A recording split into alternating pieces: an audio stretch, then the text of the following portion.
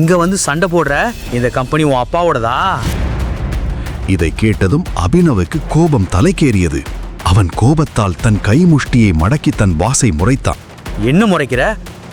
உன் சாமானங்களை எடுத்துட்டு இது கிளம்பு. You are fired. இதை கேட்டதும் அபினவ் அதிர்ச்சி அடையவில்லை. உண்மையில் இது போன்ற ஒன்று தனக்கு விரைவில் நடக்கும் என்று அவனுக்கு தெரியும். அவன் பாஸும் தேவேனுக்கும் ஒருவரை ஒருவர் நன்கு தெரியும். நேற்று விருந்தில் தேவேன் அபினவுக்கு பதிலளித்த விதம், தேவன் மாதிரி ஒரு கழுதை உங்ககிட்ட கேள்வி கேட்டா அதுக்கு பதில் சொல்லாதன்னு அவர் என்கிட்ட சொன்னார். இது இன்னைக்கு நடக்கலனாலும் என்னைக்காவது ஒரு நாள் நடக்கும் என்பதை அபினவ் புரிந்து கொண்டான். ஓகே, பிரச்சனை இல்லை, நான் கிளம்புறேன். நான் வேலை பார்த்த முழு மாச சேலரியா கொடுங்க. சேலரி?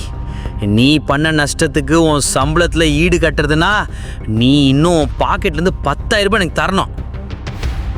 நான் உன்னை கேட்கலன்னு சந்தோஷப்படு. அதனால அமைதியா இங்கேருந்து கிளம்பு. என்ன சொல்றீங்க சார்? ஒரே நாள் எப்படி 25,000 ரூபாய் நஷ்டமாச்சு?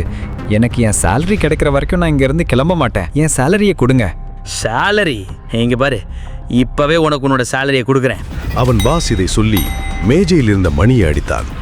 அடுத்த கணம் அறைக்கதவு திறந்து 4 பவுன்சர்கள் உள்ளே நுழைந்தனர். இந்த ரவுடிய தூக்கி வெளியே போடுங்க.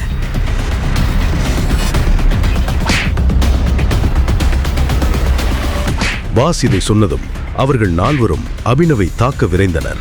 முழு வீடியோவை பாக்கெட் FM தமிழ் யூடியூப் சேனலில் கண்டு மகிழுங்கள்.